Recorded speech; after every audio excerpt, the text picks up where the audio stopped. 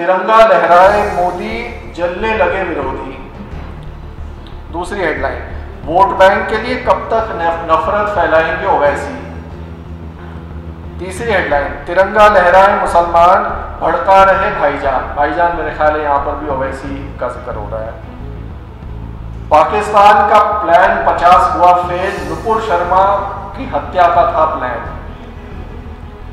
बिहार में जंगल राज रिटर्न। सियासत नहीं बदलेगी, समाज नहीं बदलेगा। मुझे बहुत ज़्यादा उम्मीद नहीं है कि मीडिया में भी कुछ खास बदलाव आए।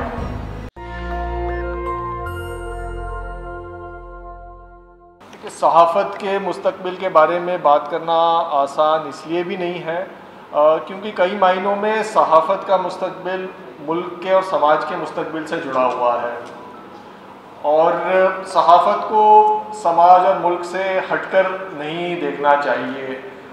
जो जहर समाज में फैला है, जो जहर सियासत में फैला है, सहाफ़त उससे महरूम नहीं है। और अफसोस की बात यह है कि महरूम होना तो बहुत दूर की बात है, जो आजकल की मीडिया है, आजकल के पत्रकार हैं, इस जहर को फैलाने में भी बहुत बड़ी भूमिका निभा रहे हैं। लेकिन ऐसा नहीं है कि ये जहर मीडिया सिर्फ अभी 2014 से फैला रहा है। 1984 में जो कत्लेआम हुआ था उसके दौरान भी कम से कम 2 इंग्लिश अखबारों के एडिटर्स थे जिन्होंने कॉलम में बड़े सोफिस्टिकेटेड अंदाज से कहा कि किस तरह से ये कत्लेआम एक तरह से जायज़ है, जायज़ ठहराया, लेजिटिमाइज़ किया उस कत्लेआम को। तो ऐसा नहीं है कि ये पहले भी मीडिया ने ऐसा नहीं किया है, पहले भी मीडिया ऐसा करता आया है, लेकिन जिस स्केल पर अब हो रहा है वो 1984 1990 के दशक से बहुत अलग है। 2002 में भी हमने जो गुजरात में कत्लेआम देखा उसको भी टेलीविज़न में काफ़ी लोगों ने देखा, लेकिन तब से अब तक भी मीडिया का जो पूरा लैंडस्केप है बहुत ज़्यादा बदल गया है। खबरें या सच हों या झूठ हों वो अब पहुंच जाती हैं, हर कोने तक पहुंच जाती हैं। मीडिया किस किस्म की बातें फैला रहा है, मैं उसके लिए आपसे बस सिर्फ एक चैनल के कल के हेडलाइंस में आपसे शेयर करना चाहता हूं। ये है जी हिंदुस्तान चैनल है, इसमें कल की मैं 5 हेडलाइंस आपको पढ़ के सुनाना चाहूँगा। तिरंगा लहराए मोदी, जलने लगे विरोधी। दूसरी हेडलाइन, वोट बैंक के लिए कब तक नफरत फैलाएंगे ओवैसी। तीसरी हेडलाइन, तिरंगा लहराए मुसलमान, भड़का रहे भाईजान। भाईजान मेरे ख्याल है यहाँ पर भी ओवैसी का जिक्र हो रहा है। पाकिस्तान का प्लान 50 हुआ फेल, नुपुर शर्मा की हत्या का था प्लान। बिहार में जंगल राज रिटर्न्स। तो यानी 5 हेडलाइन में से 4 हेडलाइन ऐसी हैं जो अक़लियतों को टारगेट कर रही है और एक हेडलाइन ऐसी है जो विपक्ष को टारगेट कर रही है। तो ज़्यादातर मीडिया, मैं टाइम्स नाउ के भी कल के डिबेट्स देख रहा था, उसमें से भी थोड़ा सा रेशियो अलग है। 50% डिबेट्स अपोजिशन को टारगेट करते हुए थी, 30% अक़लियतों को टारगेट करते हुए थी और 10-20% न्यूट्रल टॉपिक जैसे लाल सिंह चड्ढा, और वो भी एक तरह से अक़लियतों को ही टारगेट करने वाली बात हो गई। तो यानी मीडिया किन मुद्दों पे फोकस कर रहा है और किन मुद्दों पे उसे फोकस करना चाहिए, इसमें एक बहुत बड़ा गैप है। और इस गैप के लिए यानी जिम्मेदार कौन है? कॉरपोरेट ओनरशिप के बारे में कहा जाता है कि ज़्यादातर मीडिया आज बड़ी कंपनियां कंट्रोल करती हैं, ये हकीकत है। मीडिया बड़ी कंपनियों पे पूरी तरह डिपेंडेंट है, गवर्नमेंट के एडवर्टीजमेंट्स पे डिपेंडेंट है, ये बिल्कुल सही बात है। लेकिन इसके अलावा भी एक हमें हकीकत माननी चाहिए, वो ये है कि काफ़ी बड़े पोजीशंस पर मीडिया में कम्युनल मानसिकता के लोग बैठ गए हैं। असल में इकोसिस्टम बन गया है जिसके तहत जो जितना ज़्यादा जहर उगल सकता है वो मीडिया में उतनी ज़्यादा तरक्की करेगा, उसको उतने ही ज़्यादा हाई पोजीशन मिलेंगे। ख़ास तौर पर टीवी मीडिया में ये माहौल हो गया है। ये सियासत से कोई बहुत अलग नहीं है। हम यानी कम से कम जो रूलिंग पार्टी को देखते हैं तो उसमें भी यही है कि जो जितना ज़्यादा जिसने हेट स्पीच दिया है वो उतने ज़्यादा उसको बड़े पोजीशन मिले हैं, जो कम करता है वो बेचारा अपनी पार्टी में अब दरकिनार हुए हैं लोग। तो ये एक जो समाज में जहर फैला है, मीडिया में भी वही जहर फैला है एक तरह से।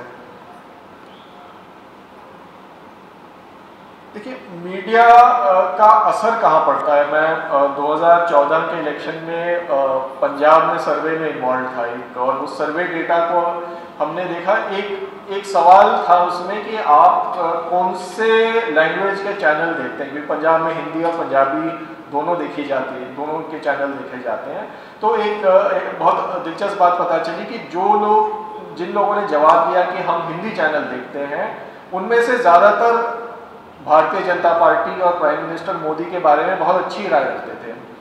लेकिन जिन लोगों ने जवाब दिया कि हम पंजाबी चैनल देखते हैं, उनमें से मेजॉरिटी ऐसी थी जिन्होंने कहा कि हम या तो उस वक्त नरेंद्र मोदी को लेकर या तो फिक्रमंद थे या फिर वो नापसंद करते थे। तो एक रीजनल और हिंदी मीडिया में ये एक बहुत बड़ा फर्क हमें पंजाब में नज़र आया। तो इससे ये भी बात सामने आती है कि जो एक हिंदी मीडिया का झुकाव है वो किस तरह से जो अभी मौजूदा हुक्मरान है उन्हें फेवर कर रहा है और एक नैरेटिव उनके आसपास बनाने की कोशिश करता है। मीडिया को ये कॉर्पोरेट ओनरशिप और कम्युनलाइजेशन के अलावा एक और किस्म का खतरा है आज की तारीख में, और वो है कि पुलिस के ज़रिए, एनफोर्समेंट डायरेक्टरेट और तमाम जांच एजेंसियों के ज़रिए जो मीडिया को डराने की कोशिश की जा रही है, जो अपनी ड्यूटी निभा रहे हैं पत्रकारों को अरेस्ट किया जा रहा है। आसिफ सुल्तान को आज 1455 दिन हो गए हैं जेल में। सिद्दीक कप्पन को 610 दिन हो गए जेल में। ये दोनों जर्नलिस्ट क्या कर रहे थे? सिर्फ अपना काम कर रहे थे, इसके अलावा कोई ऐसा उन्होंने काम किया नहीं जिसके वजह से उन्हें ऐसी सजा दी जा रही है। इसके अलावा सुब्रमणी साहब ने मोहम्मद ज़ुबैर का जिक्र किया, मोहम्मद ज़ुबैर को जेल जाना पड़ा, सही बात है। साथ में बलिया में जिन जर्नलिस्टों ने जो वहाँ पर पेपर लीक स्कैम जिन्होंने एक्सपोज किया, मनोज गुप्ता, दिग्विजय सिंह और अजीत ओझा, उनको जेल जाना पड़ा, अभी बेल में बाहर आए हैं ज़ुबैर की तरह। तो ये यानी जेल किया जा रहा है। न्यूज़ क्लिक के ऑफिस में ईडी की रेड पड़ी, क्विंट के ऑफिस में ईडी की रेड पड़ी, मीडिया वन को केरला में के काफ़ी वक्त तक बैन रखा गया। ये सारी मीडिया ऑर्गेनाइजेशंस में से कोई भी ऐसा ऑर्गेनाइजेशन नहीं है जिसने कोई कानून तोड़ा हो या मुल्क के खिलाफ बात की हो। ये सिर्फ न्यूज़ रिपोर्ट करने की सज़ा मिल रही है मीडिया ऑर्गेनाइजेशंस को और इन जर्नलिस्ट्स को। एक पहलू और है जिनके बारे में बात कम की जाती है मीडिया के कॉन्टेक्स्ट में, वो ये है कि जो मौजूदा हालात हैं मुल्क के और सियासत के, उसका सहाफ़ियों की सेहत पर, ख़ास तौर पर उनकी दिमागी सेहत पर क्या असर पड़ रहा है, और जो स्ट्रेस और मेंटल हेल्थ के इश्यूज़ हो रहे हैं आजकल सहाफ़ियों को, उसके बारे में बात ज़्यादा की नहीं जाती। और जो दिमागी सेहत के साथ साथ उनके माली हालात पे जो असर पड़ रहा है, जो ईमानदार जर्नलिस्ट हैं उनके, मैं मिसाल के तौर पर हमारे एक बड़े जवान साथी थे अखलाद खान, फ्रीलांस जर्नलिस्ट थे और हेट क्राइम्स पे और कम्युनलिज्म पे बहुत रिपोर्ट किया करते थे। दिल्ली दंगों पे रिपोर्ट किया, बल्कि जहाँ हेट क्राइम दूर के इलाकों में भी अगर होते हैं, या बंगाल के ग्रामीण बंगाल में हुआ उस पर भी अखलाद रिपोर्ट कर रहे थे। अखलाद का इंतकाल हो गया। उनके सारे कलीग्स ये बताते हैं कि वो स्ट्रेस के वजह से उनकी यानी उनके हार्ट में प्रॉब्लम हुई और उस वजह से इंतकाल हुआ। पवन जायसवाल, जिन्होंने मिर्ज़ापुर में नमक रोटी जो बच्चे खा रहे थे मिड डे मील में, उन्हें सिर्फ नमक और रोटी दिया गया था, वो बात सामने आई। पवन जायसवाल अपने कैंसर के इलाज के लिए पैसे नहीं इकट्ठा कर पाए, पवन जायसवाल का इंतकाल हुआ। तो इस तरह से भी जो ईमानदार जर्नलिस्ट हैं उन्हें इस तरह से भी इंटिमिडेट किया जा रहा है, उनके हौसले को तोड़ा जा रहा है, क्योंकि उनके माली हालात, उनके हेल्थ और मेंटल हेल्थ पे असर पड़ रहा है जो बाकी मुल्क में चल रहा है उसकी वजह से। तो मुल्क में फ़िलहाल सहाफ़त इन तमाम मरहलों से गुज़र रही है। अब मुझे बहुत ज़्यादा उम्मीद नहीं है कि हालात बदलेंगे, चूँकि जैसा कि हमने पहले भी कहा, जो मीडिया के हालात हैं वो काफ़ी हद तक सियासी हकीकत से और जो बाकी इंस्टीट्यूशंस हैं, जुडिशरी, प्रोब एजेंसीज, इनसे मीडिया का जो मुस्तकबिल है वो जुड़ा हुआ है। जब तक सियासत नहीं बदलेगी, समाज नहीं बदलेगा, मुझे बहुत ज़्यादा उम्मीद नहीं है कि मीडिया में भी कुछ ख़ास बदलाव आएगा। लेकिन ऐसा नहीं है कि मीडिया में बिल्कुल भी अच्छा काम नहीं हो रहा है। ख़ास तौर पर रीजनल मीडिया में थोड़ी बहुत मुझे इंग्लिश और हिंदी मीडिया के मुकाबले उम्मीद नज़र आती है। पंजाब में जो मीडिया है वहाँ पर ताल्लुक़ ज़्यादा रहा है मेरा। वहाँ रीजनल मीडिया काफ़ी अच्छी तरह से काम करती है। केंद्र सरकार, राज्य सरकार, पुलिस, सबको वो कटघरे में खड़ी कर देती है जब ज़रूरत पड़ती है तब। गुजरात में कम से कम कोविड के मामले में और जो लोकल मिसगवर्नेंस है उसको हाईलाइट करने के मामले में रीजनल मीडिया ने बहुत अच्छा काम किया है। और आज भी कुछ हद तक Gujarati regional media Hindi media के मुकाबले इंडिपेंडेंट माना जा सकता है। कुछ छोटे इंडिपेंडेंट प्लेटफॉर्म्स हैं, कैरवान बेहतरीन काम कर रहे हैं, वायर में अच्छा काम हो रहा है, न्यूज़ क्लिक की हमने बात की, न्यूज़ लॉन्ड्री है, मखतूब मीडिया है, यहाँ सब यानी सारे ऐसे काफ़ी कम स्केल में, कम रिसोर्सेज के साथ बहुत अच्छा काम कर रहे हैं। क्विंट में हमने कम से कम 3 इश्यूज़ पे अच्छी इन्वेस्टिगेटिव स्टोरीज़ करी, जैसे इलेक्टोरल बॉन्ड्स, EVM और जो नॉर्थ ईस्ट दिल्ली में पॉकरॉम हुआ वो।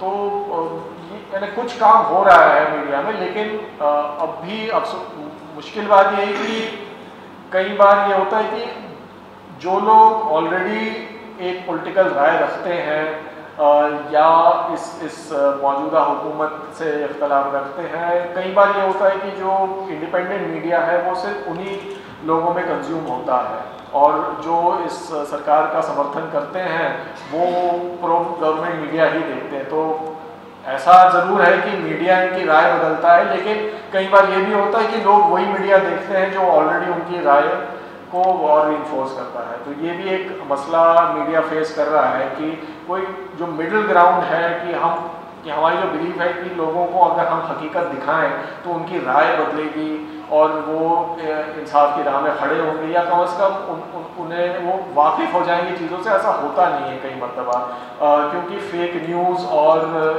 जो बायस मीडिया का इस कदर लोगों पर असर हुआ है कि लोग वही देखना पसंद करते हैं जो उनके विचार को रीइंफोर्स करें। तो ये 3-4 मुद्दे हैं जिससे मीडिया आज फ़िलहाल जूझ रहा है।